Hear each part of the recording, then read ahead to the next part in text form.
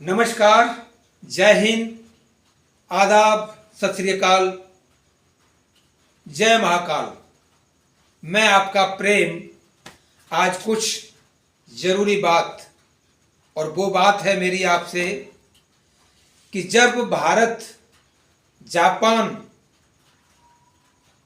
अन्य कई देश एक साथ आजाद हुए, जब ये 47 की बातें हैं, गुलामी से मुक्त हुए, उस समय देश का 1 रुपया और अमेरिका का $1 इक्वल यानी समान था, बराबर कीमत थी।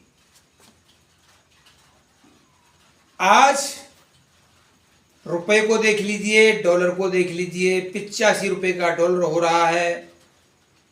हमें 85 रुपए देने पड़ेंगे जब $1 मिलेगा।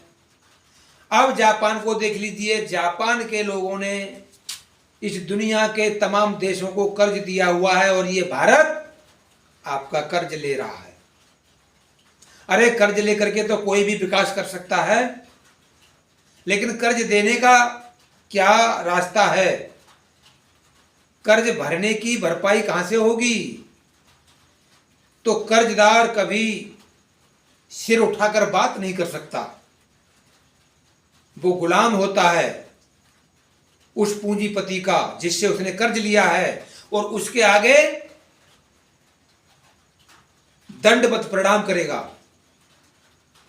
कभी मुखर होकर बोल नहीं सकता है। आप देख लीजिए, अपने घर परिवार समाज में देख लीजिए।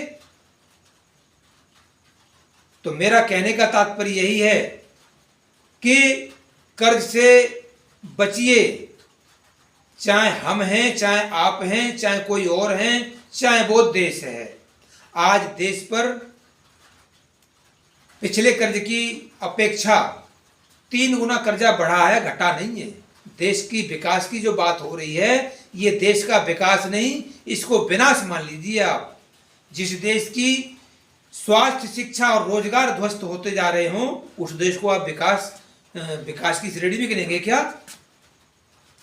जापान के लोगों ने, जापान की जनता ने, जापान की सरकारों ने स्थिरता पैदा की शासनों पर, और स्थिरता में ऐसा काम किया कि जापान के एक एक व्यक्ति ने जापान को उन्नत बनाने के लिए विज्ञान, टेक्नोलॉजी और शिक्षा, सामाजिक शिक्षा, व्यवहारिक शिक्षा और वैज्ञानिक शिक्षा, टेक्नोलॉजी, इसको श्रेय दिया, इसको सर्वोपरि माना, और देश को चंद वर्षों में उस मुकाम पर खड़ा कर दिया, क्योंकि वहां का युवा राष्ट्र के प्रति समर्पित था, स्वार्थ के प्रति नहीं।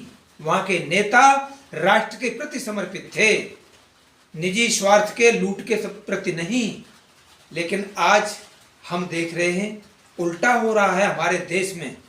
यहाँ की जो कर्णाधार हैं, चाहे वो राजनेता हों, चाहे वो धर्म नेता हों, इन धर्म नेताओं ने देश को ऐसे जाल में फंसा के रखा हुआ है कि ये आपको उन्नति की तरफ जाने ही नहीं देंगे। इन्होंने आपके गले में, भारतीय समाज के गले में एक ऐसा पट्टा डाल रखा है धर्म के नाम पर, जाति और मजहब के नाम का और वर्ण के नाम का, कि उन पट्टों को खोल करके आप उनका विरोध नहीं कर सकते। कि ये क्या हो रहा है? वहां वैज्ञानिकता नहीं है, वहां अंधविश्वास है, पाखंड है। और ऋषि दयानंद ने, स्वामी विवेकानंद ने, स्वामी ब्रह्मानंद ने, कितने नंदों का नाम गिनाऊं, इस पाखंड का विरोध किया था। ऋषि दयानंद ने पाखंड खंडनी पताका कुंभ में जाकर के फहराई थी कि भाई नहीं, गलत है। शिक्षा, स्वास्थ्य, रोजगार, जन जन का स्वास्थ्य, जन जन की शिक्षा और रोजगार जब तक मजबूत नहीं होगा, तब तक कोई भी राष्ट्र या समाज मजबूत हो ही नहीं सकता। लेकिन आज इस देश की सरकार, इस देश के धर्मगुरु मूर्ख बना करके तुमको उल्लू बना करके सबको, पूरे देश को ऐसा बांधा हुआ है, जकड़ा हुआ है कि हम छोड़ के जाके राजी नहीं, गुलामी की जंजीरें तोड़ने के लिए राजी नहीं। अरे धर्म ने क्या दिया है देश को, मुझे बताइए।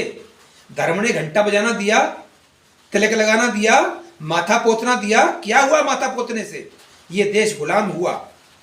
जब सोमनाथ का मंदिर लूटा गया था, तब यहाँ के पाखंडियों ने कहा कि किसी को लड़ने की जरूरत नहीं, सारे क्षत्रिय एक ओर बैठे रहो।